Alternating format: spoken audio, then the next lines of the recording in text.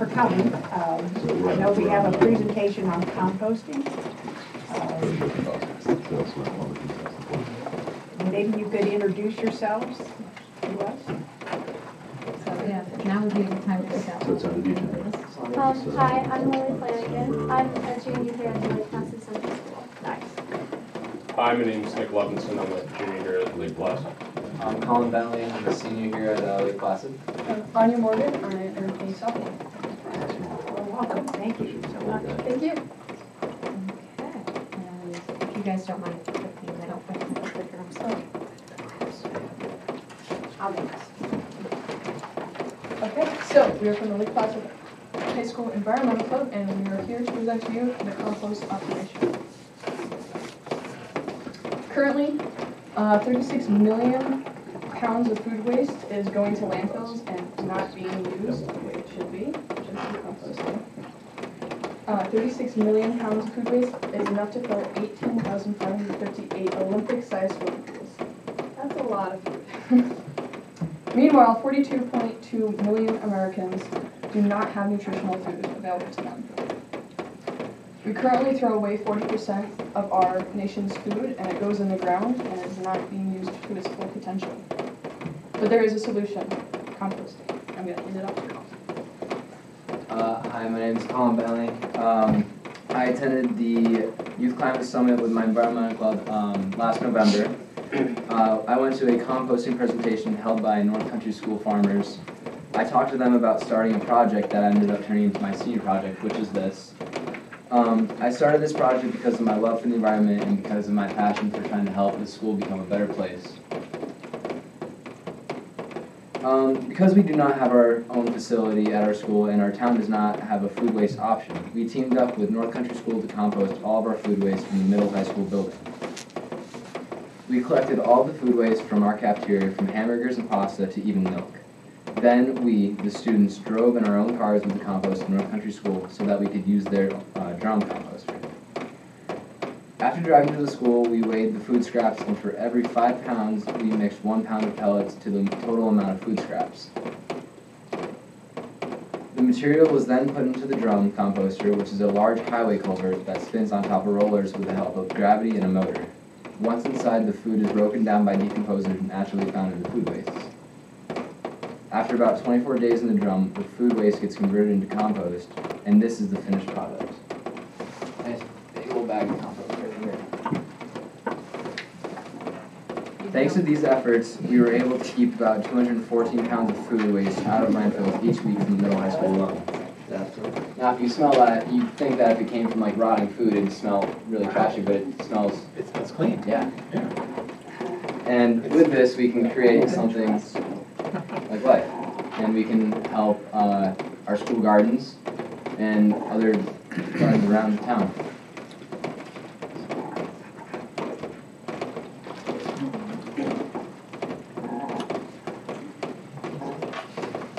Tom, what does North Country do with the? Do they use it in their gardens exclusively, or is it available? Do they give it out to the community as well?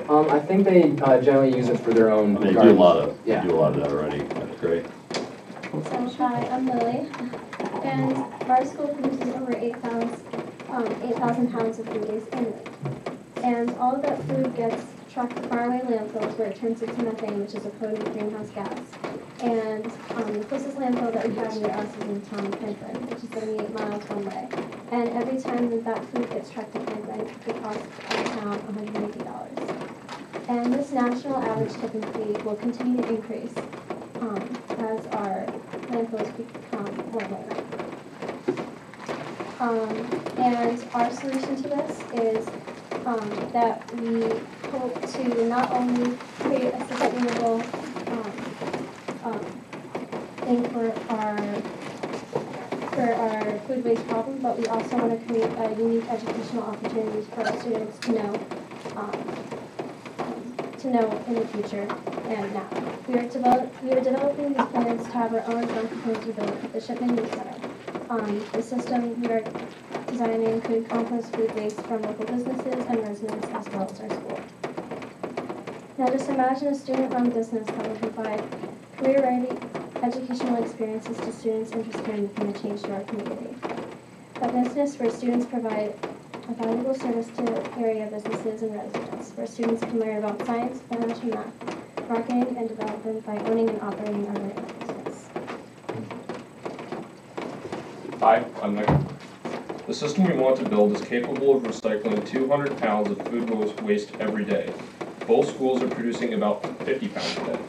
That means that we could start a student-run and operated business to recycle an additional 150 pounds from the area's local businesses and residents.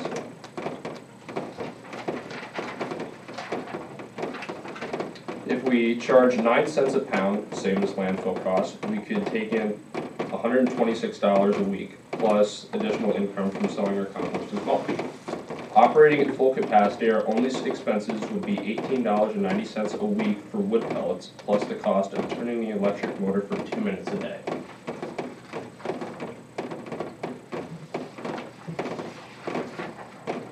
That leaves us with $106 a week to cover student salaries and marketing costs. To make these dreams a reality, we need a one-time investment of about $27,000. We need the support of the school board to help us with our fundraising efforts. Please bear in mind that we are only high school students, so we do not have the ability to raise this kind of money. So we're asking you for help because we need a grant writer and older people. This is also beneficial for our education because the future needs problem solvers and engineers, and this Project Power does not only teach us how, but to give us real-world experience in problem solving and engineering. There's loads of chemistry and biology to learn about in the composting system. Students work to use technology to analyze data and optimize the system. There's also marketing, so creating posters and logos and things are also beneficial to those who like the environment and like art. Students will learn financial math skills and learn how to balance a budget. We also talked with Sarah Allen about using this as a tool for special education department to help students earn CDOS credits to graduate. She's excited about the potential role this program could play in providing career development training. So the environmental reasons for doing this is to prevent food waste from going into landfills and making quality compost available to local farmers and us. The community benefits include access to local compost drum, education, and job experience. I want to leave this image with you. This was made by an 8th grade student at our school, Rowan Mellon. Note that this project is supported by the entire school body. We represent a group of 8th, 9th, 10th, and 11th grade students, as well as seniors, who all worked on this project all year long. Thank you for having us, and we hope that you support this in the future. Thank you. Thank you. And so, I just want to be clear, this is a great presentation, and it's a great idea. I really do like it. I'm not going to be on the board after this month, but just to be clear, $27,000 is what you need to get your business up and running. Is that correct? And what you would like is a connection with a grant writer? Is that part of what I heard? And then that it could be, so if we could find a grant writer or somebody to team up with you all, you would be a part of that process. Yes. Which would be another learning skill. All right, okay. I'm sure we'll have discussions. Thank you. Any other questions? Have you guys calculated, so you talked about there's like about roughly $100 a week and fees for receiving the food waste into the system, and then you said there would potential to also create income from selling the compost. Have you looked into what you would sell compost per pound for, what the market looks like? I don't think we've delved into that yet, but we do know that there's the place that our school gets the compost from is from Vermont, right? Yeah. And there's no other compost distributors in the area, so we could be a very like start selling compost, and like it'd be easy to sell it to different farms or like different community gardens instead of them having to go all the way to Vermont and like order their stuff, but they could order locally from a school that's actually creating their own compost. So it's just a really good business idea, I think. Well, I think so too. Have you factored in so that's something that's important, I think, to kind of get a handle on, because that's part of your income stream. And then what would be are you looking for the 27,000 investment to be a gift, or is it something that would be intended to be paid back to wherever you get the money from, or maybe a mixture of the two? Have you thought about that? I want to say a mixture of the two. I think we're still trying to figure that out right now. Right. See, like, I think we've been trying to fundraise and like trying to find different financial options. We've been playing around with different composting, like the actual build ideas, from finding different contractors to different designs. But we ended up going with the design because, one, it doesn't have to be like remade, so we already know the person who built it. This is the one in North Country. Yeah. So I think it's hard. I don't know if we're looking to get it all paid back yet. Well, I have a list of materials and how much it would cost right here, if any of you would like to look at it. Sure. Yeah, I agree. And that includes a building? Yeah, that was one would, of or the an annex. slides, wasn't it? yes, it was. Are you gonna share the slideshow with me? Oh, yeah. Okay, yeah, we can do that. Yeah, so why don't you do that, she'll share the slideshow, and then I'll just put it on there, and they can all look at it. So those wood pellets, are they special wood pellets, or are they just pellets that you can use in a burning There's stove? pellets. Yeah, there's nothing special about them. They just help break down the food. I just have a question. Has anybody spoken with whoever's the director over at the Township Youth Center? Have you gotten approval for that, or have you had discussions with the? We had discussions with the board now, with the town. We talked about using a little plot of their area down at the Shipman Youth Center. We were talking about getting a industrial container. Now, that's what the drum is actually meant to fit inside, so it fit inside perfectly. We talked to them. They were worried initially about the smell. They asked if the rotting food and decomposing food would actually create a smell, which it does. But once inside the drum, you can't smell anything. Then initially, once again inside the container, it doesn't smell. Because when we went over to North Country, we had no idea that the composting system was there until we actually opened up the doors. So the smell was not something that we had to worry about. And we did talk to them about using their land, which I think we're still working on. Using a shipping container? Like a... They're a shipping container or a 40-foot tractor-trailer trailer. Great. Yeah. How long does it take to go from banana peel to what's in the bag? 24 days. Yep. So, you know the whole build of it, right? You want to explain that a little more? So the build of it is essentially just a drainage culvert with a cover at one end and it's open at the other. It is put onto steel rollers and angled at, what is it, like a 3% grade.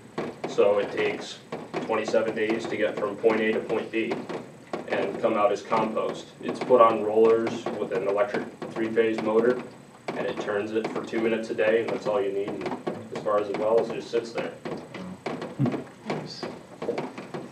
That's great. Thank you. Thanks. Great job. Good Thank job. you.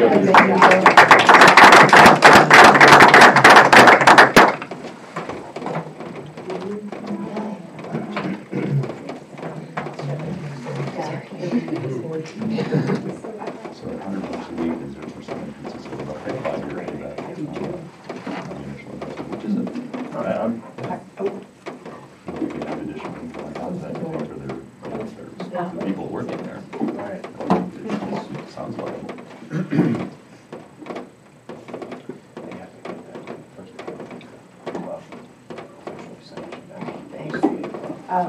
And is that our screening? I thought they were environmental. That brings us to our future planning. So we have Sonia and Teresa, thank you so much for coming. And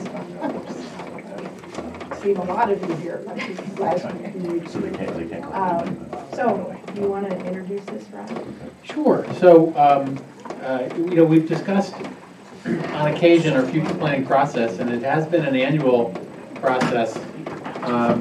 What Mrs. Franklin and Mrs. Lindsay are going to discuss tonight is the outcome of a number of months of this future planning process.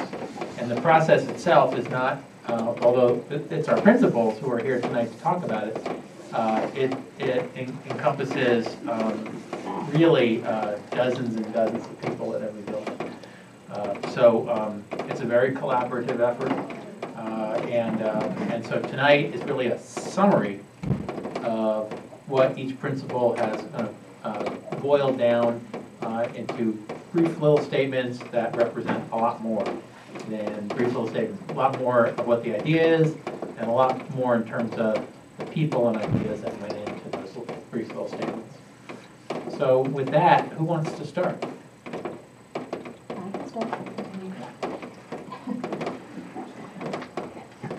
So as Roger said, what we do is we meet with each of the grade level teams. So I'll meet with K through 5 teams, I'll meet with special area teachers, I'll meet with our RTI specialists, as well as our teaching assistants, the cafeteria staff. So each different cluster group I meet with individually. And we compile information based on the year, how the year's been, and where we'd like to see it go. So as a result of that, this year what we've come, just as a quick summary of some of the successes that our staff has felt that they've had. In kindergarten, we were able to implement small reading groups. So what we've done is a class of, for example, 18, we may have during reading time be able to break it up into groups of 4 or 5. So it's not one teacher instructing all 18 kindergarten students at one time in reading, but with the use of TAs and other staff members, during that half-hour reading block, we are able to break that down. One of the ways we've been able to do this is to incorporate other teachers and work out the schedule so that they were free during specific times. For example, I've got a block where in the morning for 45 minutes, Mr. Dodd and Mrs. Colson are in there. So there are extra support in those classrooms. I have a block where Laura Coffin, our reading specialist, would be there there's another block where our speech pathologist, Vicki Kirshner, is in there. So we're really all hands on deck during this kindergarten times, which has really helped our kids and helped seeing growth during that time. So that was one of the successes that the kindergarten group was really pleased with seeing, and everybody involved would like to see continue again next year. Another thing that we've done differently this year is we've started to introduce Math RTI by having 3 out of the 6-day cycles, our students being able to focus, those struggling students focus on math. So that has been a success. Another success that we've had is our yearly theme this year, which you got to be recipients of, our What is Your Superpower theme. That's really focused the kids on positivity. Every month we look at, instead of saying, having a goal and breaking it down as students did poorly, what we've done instead is we've recognized students that have met those goals. So for example, our goal might be kindness for the month, and we would catch kids being kind and have a visual display in the hallway about that, which then went on also to our local agencies or groups that we declared as superheroes, 1 per month, and as you know, we've done the bags that the recipients would get for those as a thank you. So we've really recognized that all of us are superheroes. So because of that, we've seen a lot of kids really step up. We've seen kids that have been involved in getting grants for our school. We've seen kids that have really pushed the leadership club and really pushed some of their objectives. We've seen students, 4th graders working with 2nd graders. We've seen a lot of that, kids really stepping up and trying to do their best and trying to be a superhero for others. So that's worked really nicely.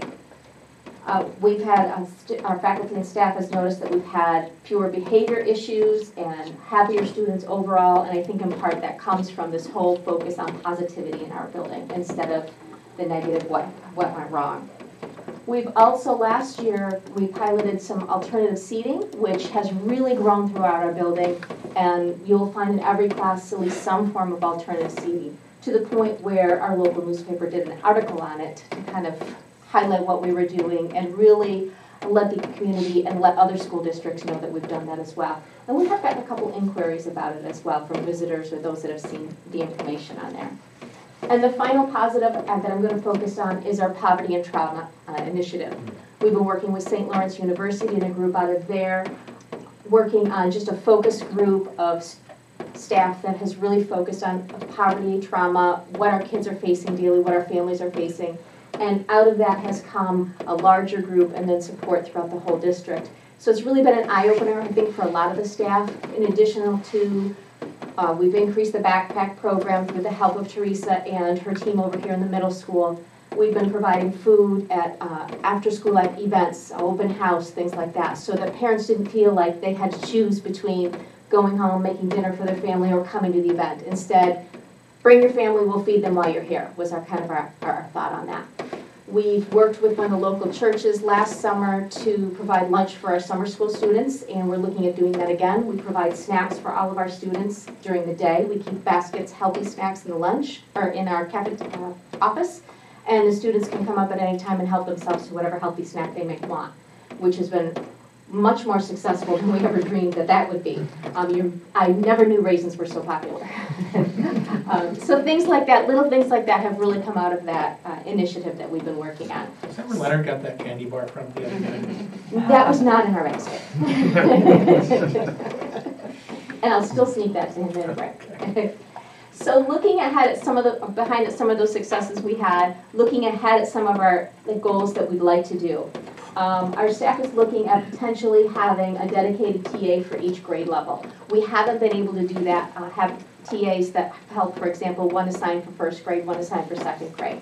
It just hasn't worked out that way. We've tried to juggle with some, and we've shared some. For example, some of our kindergarten TAs work in first grade as well in that. But we've really seen through breaking up those kindergarten reading groups how beneficial it is to break up our students into smaller groups. So that's a goal that our staff has put forward. Another goal that we have is training our new teachers in reading and writing workshop. We were able to have 2 go this year. Mrs. Wimette and Mr. Fisher's going this summer, but we still have some new staff that we'd like to send to that. Fortunately, that comes out of title money, so that there is grant money available for that, but we can only afford to send 2 a year.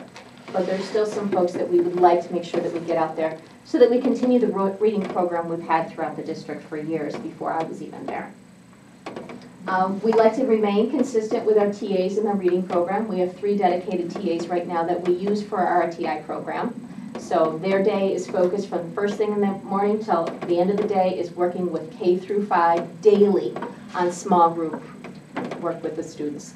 And as I said before, reading and math. So we want to be able to continue with that. As you know, we'd love to have an RTI math specialist, and I won't beat that horse anymore, but that is something that our staff has overwhelmingly said. And we'd like to continue and have even more of that in-house technology training. We've had a couple of teachers come aboard. For example, Mr. Fisher came aboard this year who had a lot of experience in smartboards. So he's really taught his team of 4th grade teachers how to use smartboards to their full potential. And there's a lot of potential out there that has yet to be tapped, and we'd really like to focus on getting some of our teachers keep term training on that. Whether it's after school or during a professional development day, or if they take their own professional development time to do it.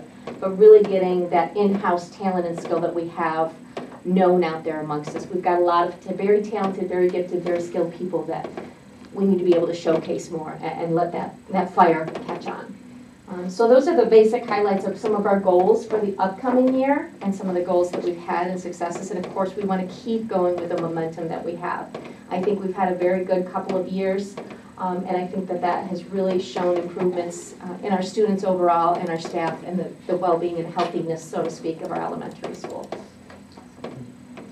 Do you have any questions?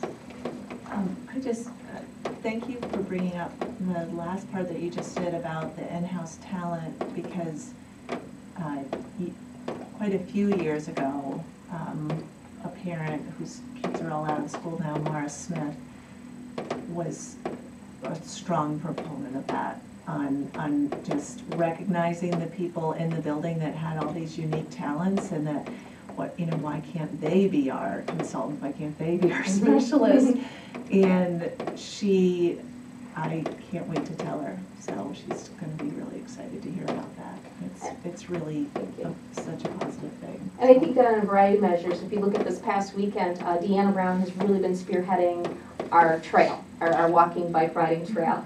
And if it wasn't for her passion for it and her love of nature and bringing education out into nature, we wouldn't have had that. And she really was a driving force in that, and that's one example of how we can take someone's expertise and desire. And it caught fire. You know, there was a lot of people that were here this past weekend that were working on that trail, and it's being utilized by the kids already. If it wasn't for her, we wouldn't be there. So, another good example. Terrific, thanks. Yep. Thank you. Thank you. Thank you.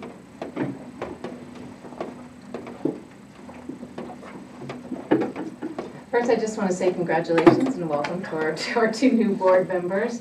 You know, this process, I get to this time every year and I'm almost like, I will be very honest, I kind of dread it at first. And then I get into it and it's just such a great reflective process for us. We actually began this at the middle school, high school in December. And as Sonia said, we meet with the entire team of teachers. The entire grade 6, 7, and 8 teachers all come in together and we sit down and we ask, you know, what went well for the year, what do you need to change, how are we going to close the achievement gap, close the socioeconomic challenges that we're faced with as well. So there's a guiding document that they have as they process through this. It always amazes me though when I get to this point and I'm like, wow.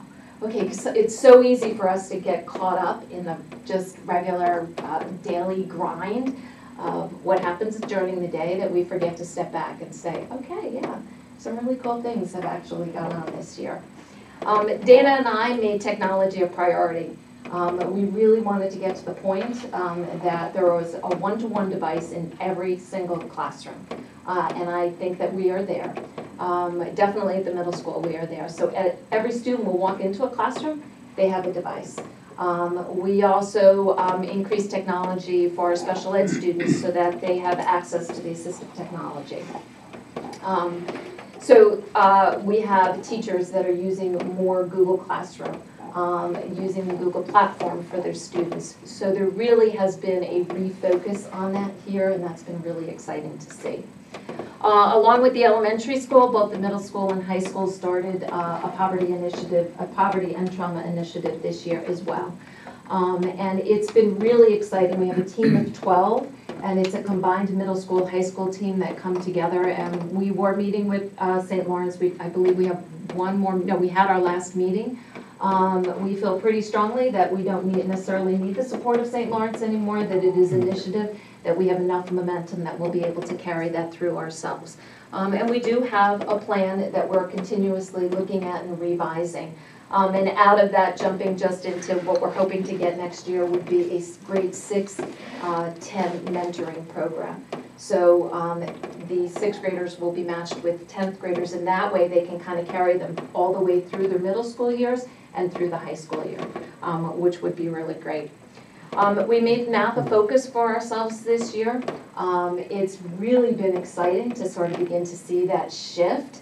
And, you know, piggybacking off of Sonia and Patty, your comment about the talent that we have in this building, to really be able to bring everybody together within a room and to hear their sharing and to hear the excitement of math talk. I'm not necessarily a math person, and even I was excited listening to them. We have worked very closely with Darren Karoptwa. He's been in 3 times this year, providing guidance.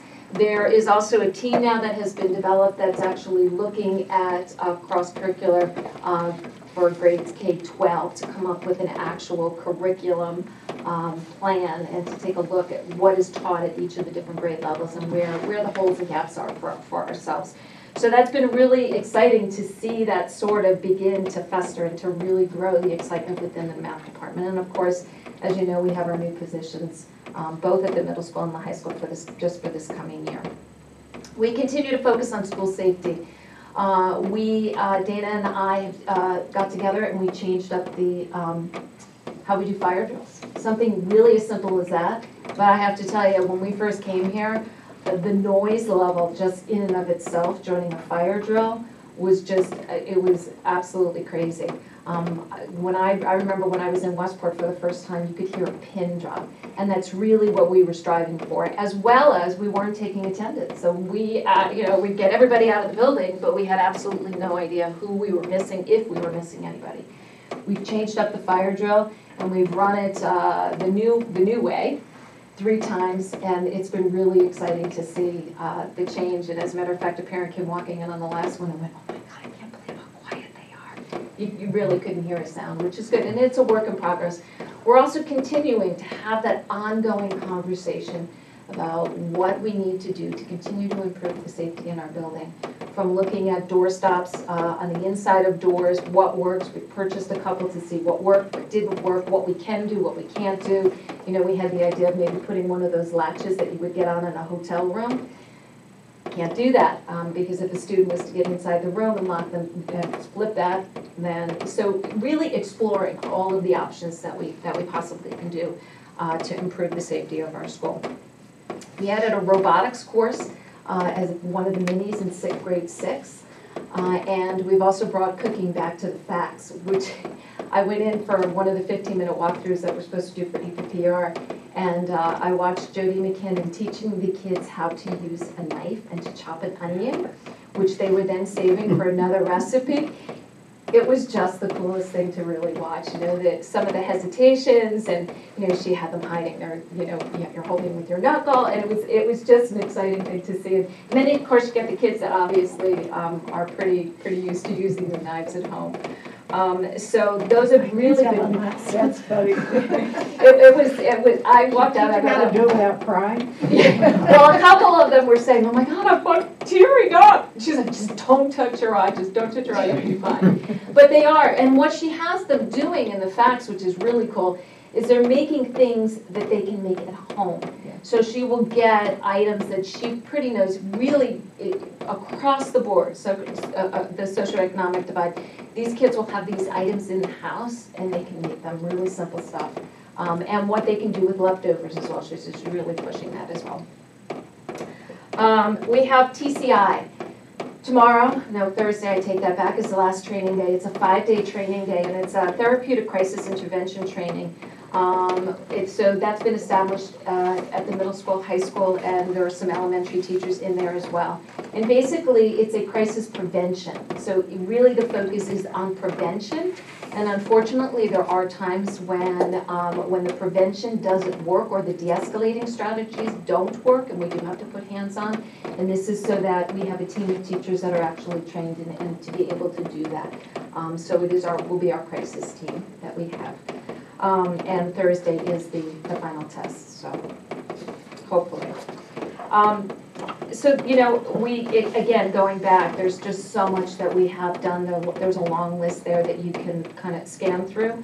But I do have some proposed immediate school-wide changes for middle school as we move in. Of course, we have all of our hiring that we need to do. But we're introducing a Lego robotics course. So with Tammy Casey moving to 8th grade math, she is going to be doing a section of the Lego robotics. So we're going to move that down into 8th grade with the hopes of beginning to kind of stir some interest for the kids when they get into the high school to join the robotics. So we'll have it at 6th, and we might have a robotics at 8th, which is awesome.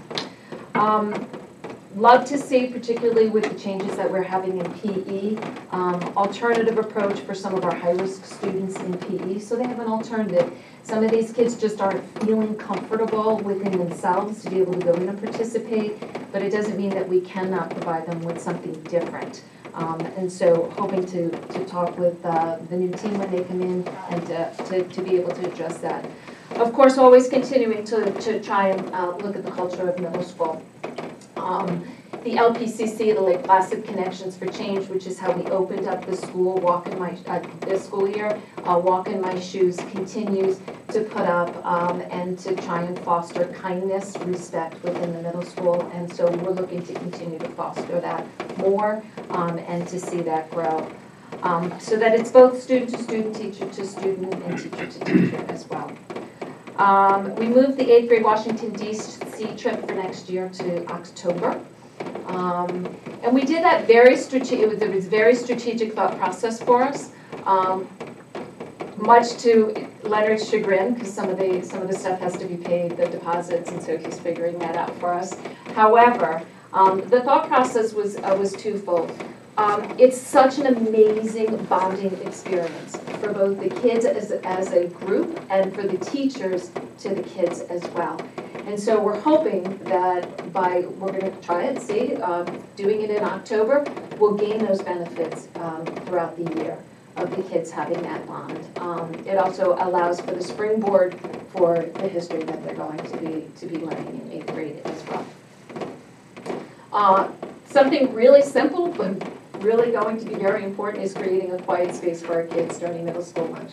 We have kids that just, number one, aren't comfortable down there. We have 168 kids that are in that cafeteria. Roger was eating lunch in there today. It was a little on the noisy side, as to be expected with middle schoolers. So right now we don't have a space that they can go to that's supervised for them to be able to read or get homework done or just to be quiet. So we are going to make sure that that gets into, or at the beginning of the year, that we'll have a space that's available to the kids.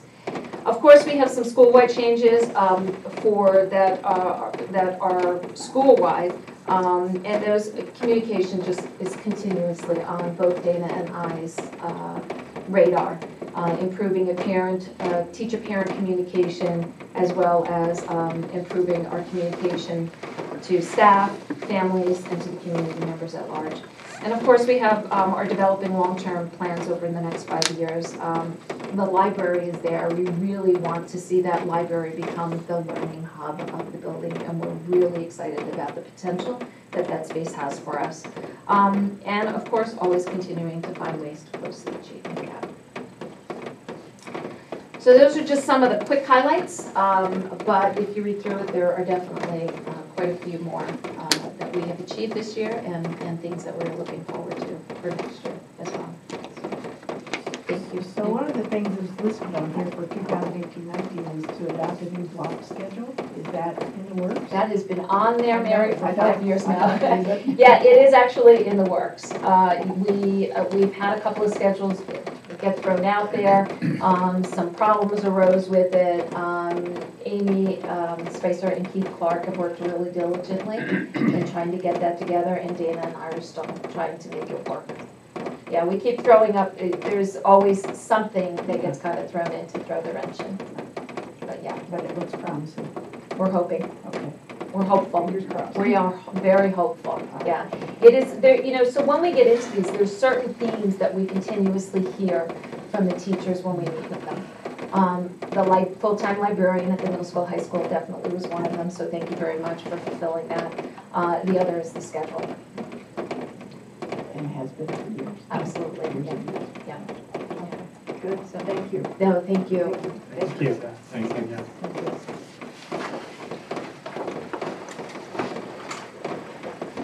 Right, moving on. If you don't need us. Yeah, thanks so much. I know it's a Speaking long of day being ahead. Thank you all. Thank you. Good night. Goodbye. Roger, Superintendent's report. All right.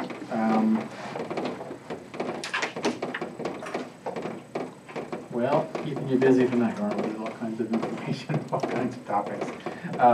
And it's also that time of year where there's just a lot going on, and I thought I would highlight some of those for you. We're in, the final 3 weeks, but there's a whole lot condensed into the final 3 weeks, and really so much happens these next 2 weeks.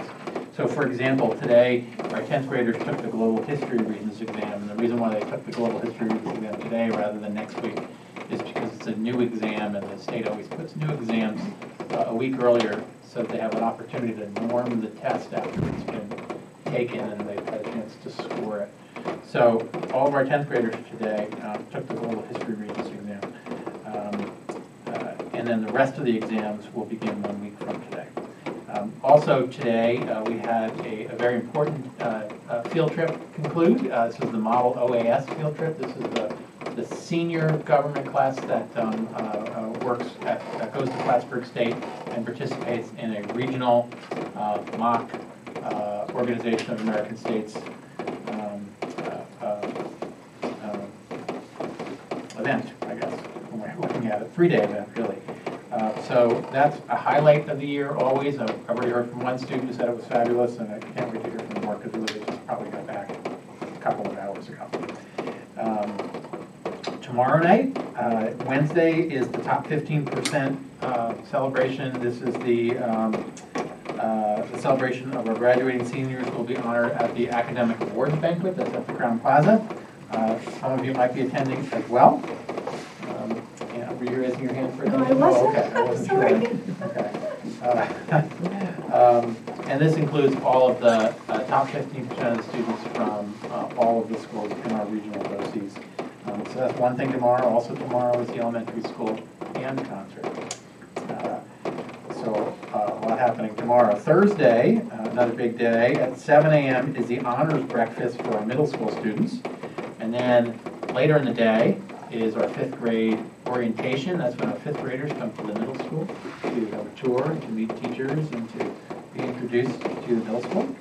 Or reintroduced, because they've already been here at least one time before. What else is going on Thursday? Thursday we also celebrate the New Visions Health program, and so it's like a graduation ceremony for our New Visions program over at the Adirondack Medical Center. And then the AP Environmental Science class, and you saw some of those students today as well as their teachers, will be making these end of the year project presentations. I believe it starts around 1 o'clock on Thursday. So a lot going on just Thursday. Thursday night's also the Spring Sports Awards, so it's action packed. Friday morning, we have our annual high school academic award ceremony, and that's also the last day of classes for the high school. That's the last day of regularly scheduled classes for the high school. After that, there are exam preparation and then exams. High school finals, middle high school finals, and then the Regents exams starting on Tuesday. So that's Friday. Middle school classes actually continue through the following week. However, the middle school, and Mrs. Lindsay was a great proponent of this, has really moved to a final week of what they call expedition. So this is really a different approach to learning, activity-based, theme-based, project-based learning. And each grade operates on a different expedition and concludes usually with some kind of presentation or event at the end. For the 8th grade, the event is the 8th grade achievement celebration. That's their graduation ceremony, which is on Friday, not this Friday, but next Friday. Elementary classes now continue beyond that. So the 8th grade and the middle school is done on Friday the 15th. And then the elementary school will continue into Wednesday the 20th. There are a couple of special events there. The kindergartners will graduate, and then the 5th graders will graduate at the end of the day on Wednesday. At the end of the day on Wednesday, it's actually the middle of the day. It's after all, every other student leaves, so it's 11 o'clock. In between, the elementary school's got Spring Carnival and Bazaar, and that's on this Saturday, 11/3. Thanks to our Friends organization for putting that together. It's a big favorite. Monday, again, this is all on the calendar, but I guess I just want to make sure that I'm putting this out there. Monday, we celebrate our BOCES CTE graduating seniors. Those are the vocational classes, the technical education classes. There's a celebration there at 9 a.m. Monday, if anybody would like to attend. Monday is also the elementary schools mix it up at lunch day, and then in the night at the evening, AP orientation. So as long as you don't sleep and you spend all day, morning, noon, and night at the middle and high school or the elementary school, you get to participate in all these things. Next Tuesday, you heard talk about addressing the opportunity gap. One of the events that accomplishes that is at the elementary school, they have book shopping day, and that's next Tuesday. And that is when our elementary school students are able to select their own books for reading for the summer. They belong to them, they own them, and it's free. And that's all thanks to a tremendous effort by Laura Coffin, our reading specialist, who, as you know, because she's done presentations here before, is fabulous in terms of what she's able to put together and the money that she's able to raise to support it. Next week also features all these end-of-the-year field trips. I won't mention them all. At the elementary school, there's also a senior trip. And then there's a jazz assembly at the elementary school. And then don't forget, we have another school over on the other side of town, St. Agnes Elementary, which holds our pre-K4 program. They graduate Thursday, next Thursday. So that's another one of those events.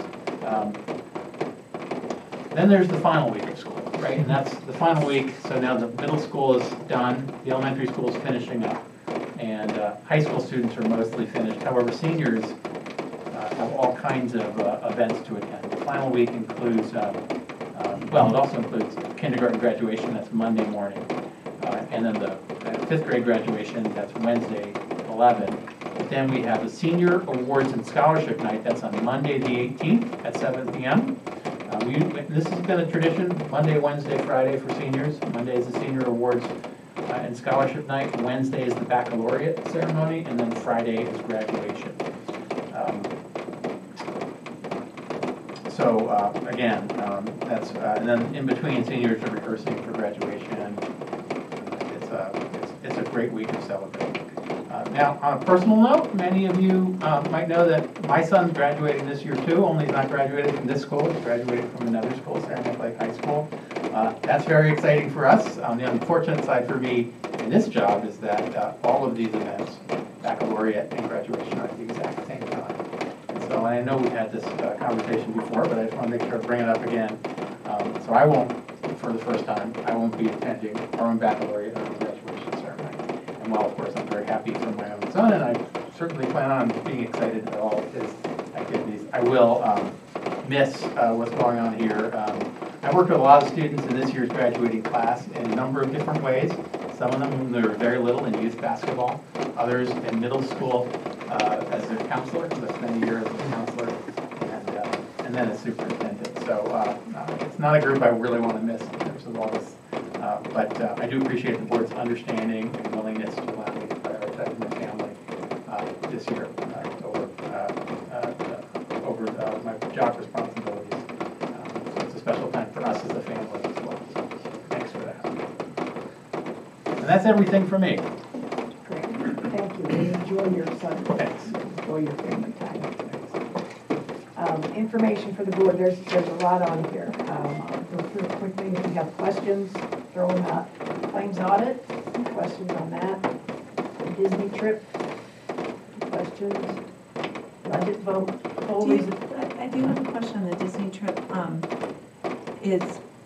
Do they have a list? How did it get put out? It's like, she said that she was going to work to be sure that everyone who wanted to go would be able to go. I just wondered if they have a number. Or if that's just a statement that they hope to have everyone who wants to go, or if they have an actual idea of next year for it, how many are they looking to raise the funds? I don't know the answer. Okay, Yeah. that's my question. I think she said she had a commitment from all of the ones that were presently in. Didn't she say that? Yeah, there's a lot in there, and I know that the fundraising, she's discussed a lot of different fundraising efforts, and the hope, the way they've approached this is by planning in a year in advance, is and depending on how you look at it, this makes sense, or maybe it doesn't, but a lot of the fundraising effort that they also talk about is a summer job, which is kind of a personal fundraising effort, right? But The other fundraising it's been more effort is efficient. the student just telling their mom that Yeah, they're right, going to yeah. Disney. Yeah, personal Just saying. experience, maybe. But yes, so there is a lot in there on the fundraising, and we do have three other times. This is the third or the fourth. I wrote it down. Fourth time. Right. And typically, it's been able to work out. But yeah, that's I just think it's really important to keep track. Yeah.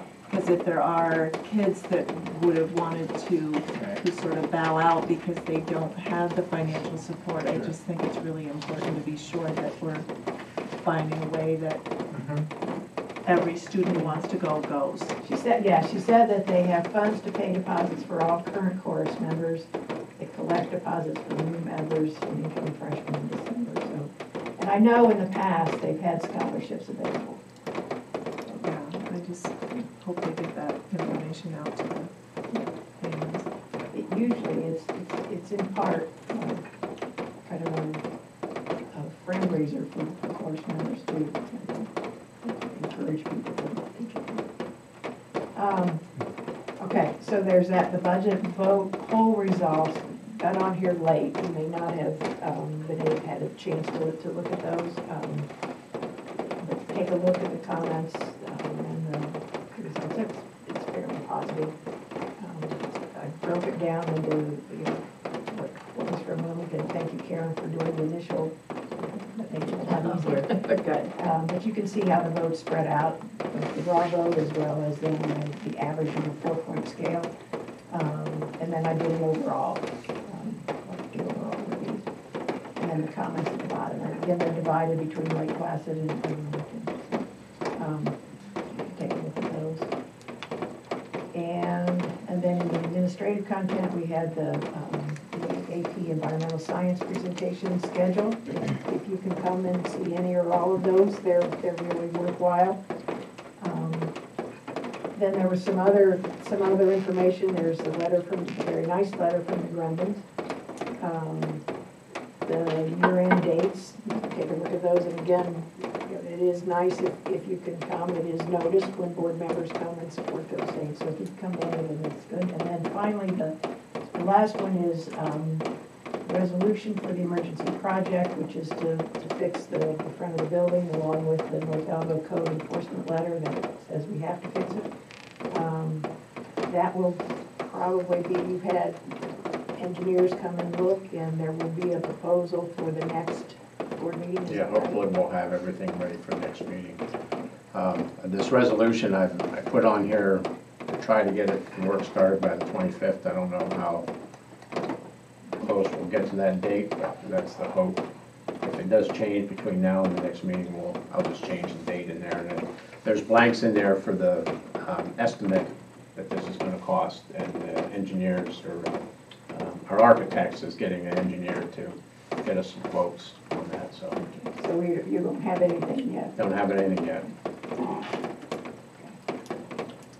The one thing the engineer did say that 90% of the structure is sound, so it's only that certain area that was damaged. So it wasn't as bad as it wasn't as bad as we thought it was, right? So that's good news. All right, good. Thank you. The other thing I put on there was the NISBA School Board Appreciation Lake. There were a group of us that went last year to the Wild Summit. It was really it was nice. It was very nice. Yeah, it was you nice. can If go. you want to go, you should definitely go to the link and sign up. All right, then we'll move into action items. So the first action item we need to address is the administrative retirement. The proposed action reads, upon recommendation of the superintendent, accept the retirement of Leonard Sowers, business manager treasurer, effective September 30th, 2018. Is there a motion to accept this retirement? I'll make that motion. Is there a second? I'll second. Discussion, before we vote, I would like to say thank you, Leonard. You're very welcome. We've talked, but I would like to restate how much I've appreciated working with you and all you've done through the budget process and keeping our finances on track and really allowing us to expand the curriculum and do the things that we think will benefit the students. So the hard work has really helped us through some difficult financial times. So thank you. You're welcome. I don't know if anybody else wants to add anything. If not, Thank you. thank you and congratulations. He'll accept chocolate every day between now and his last day. They stick around longer. I can tell you it was a real tough decision, that is for sure. Yeah. I mean, I really had a good time, and I still have a good time working here, so it's a tough decision.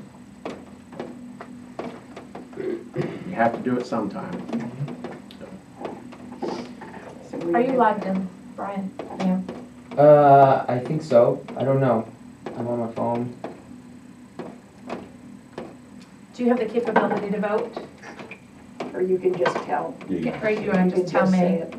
I don't think he's in the meeting. I think he's just looking at the agenda.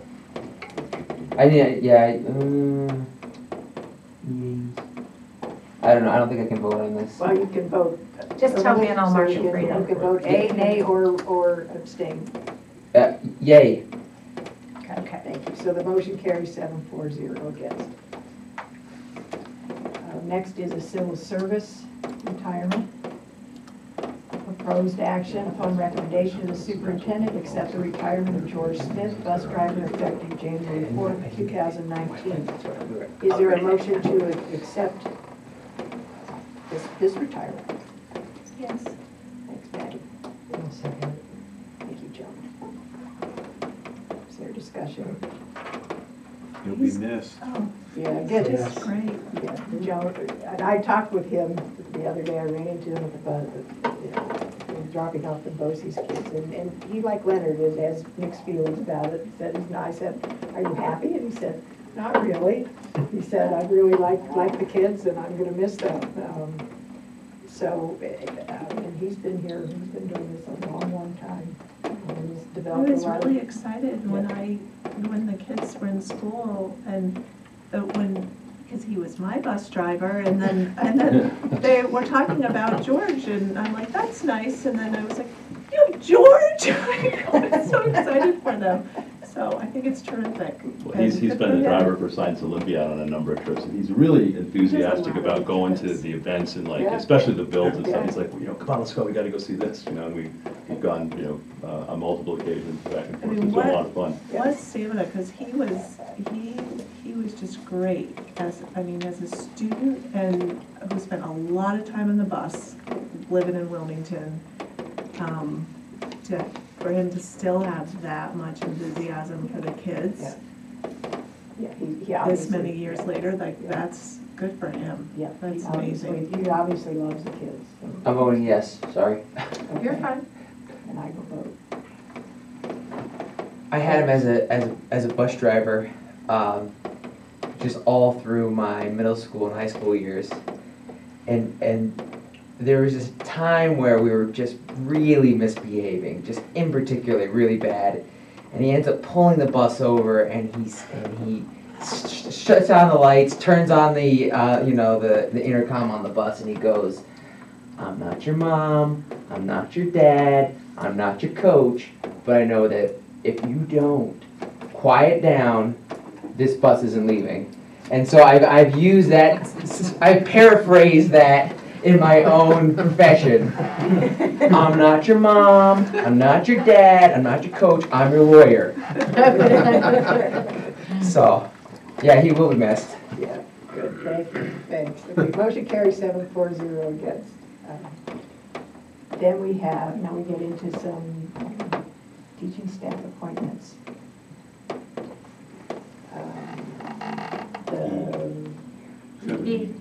Good, teaching staff appointment math.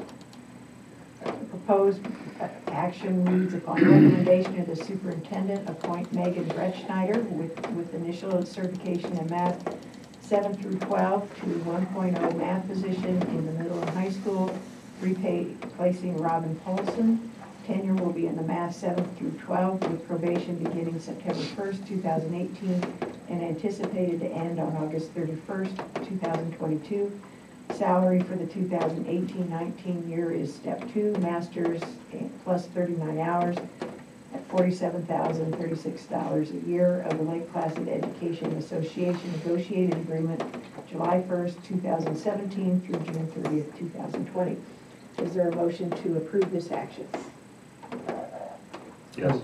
Thanks. I heard Rick first. Okay. Second? Yes. Thanks, Jeff.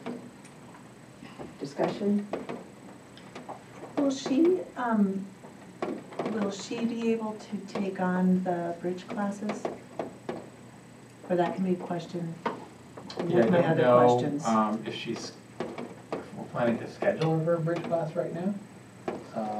But with her master's degree completed, which is almost there, she should be able to. Okay. Any other questions? Then let's please vote. Yay. Thanks. Motion carries 7-4-0 against. Teaching staff appointment for kindergarten. Upon recommendation of the superintendent, appoint Megan Monahan professional certification in early childhood education to the position of kindergarten teacher, replacing Cindy Baird in the tenure area of elementary education for a probationary period of 4 years commencing on September 1st, 2018 and ending on August 31st, 2022.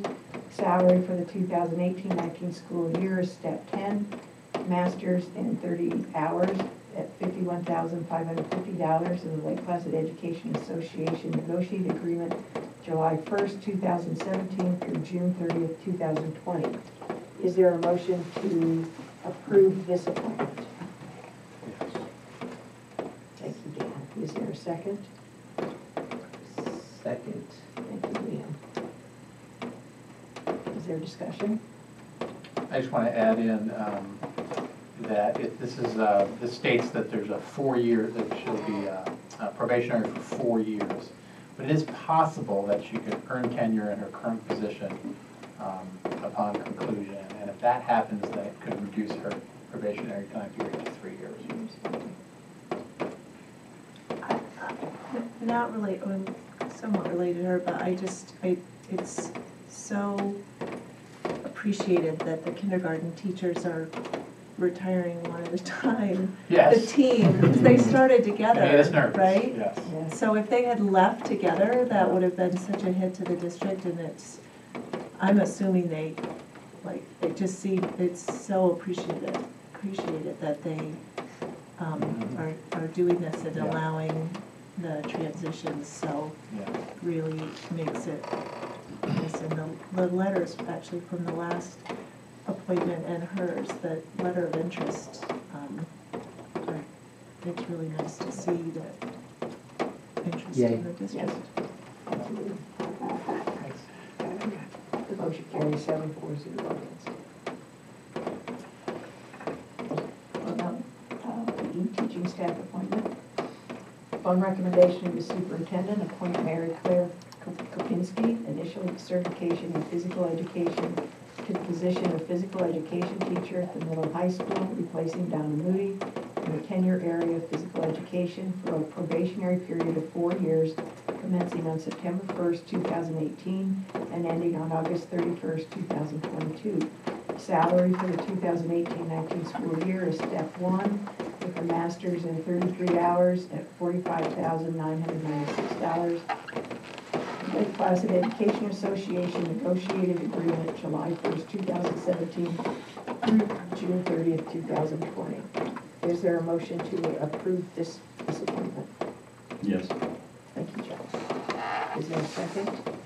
Second. Dan over here first. Right. Any questions or discussion? Please vote. Yes. Thank you. And motion carries 7-4-0 against. Teaching staff appointment, 5th grade.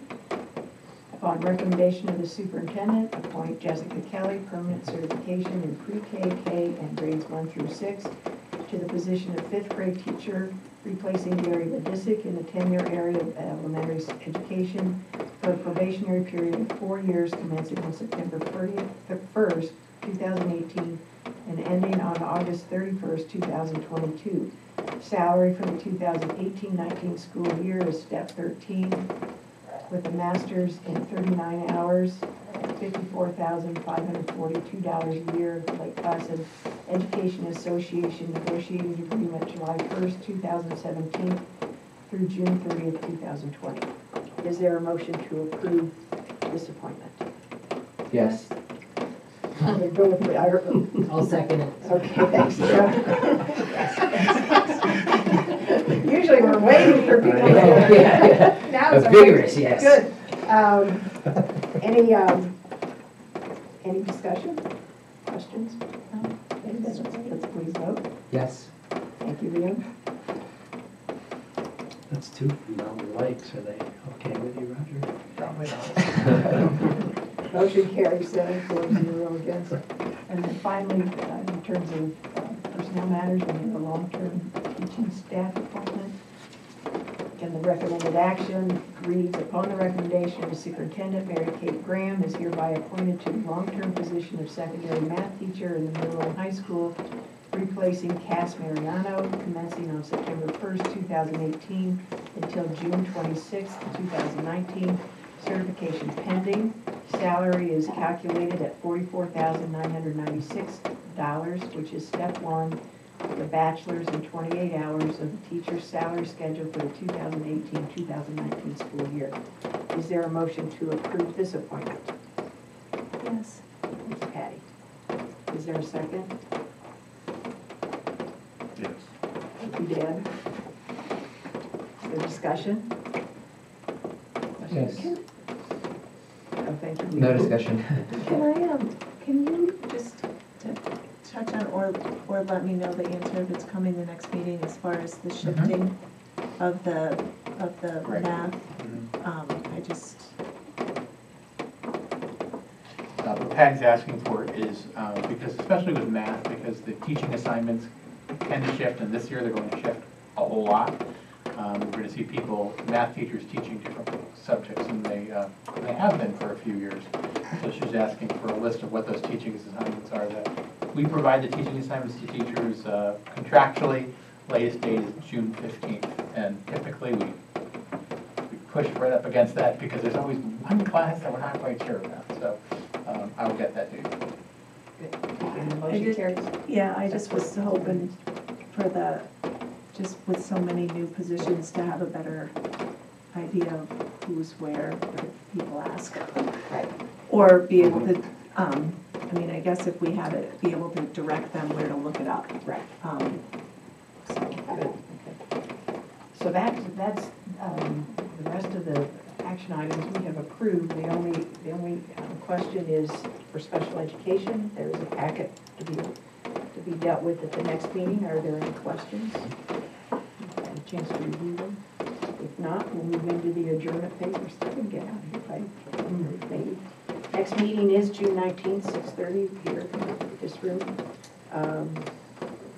If we have any old agenda topics, new agenda topics, and is there a motion to adjourn? Yes. Thank you, Jeff. I'll second. Thank you, Dan. All in favor, say aye. Aye. Opposed? To be continued. Thank you, everybody. Great. I think we get to do the adjournment. all right.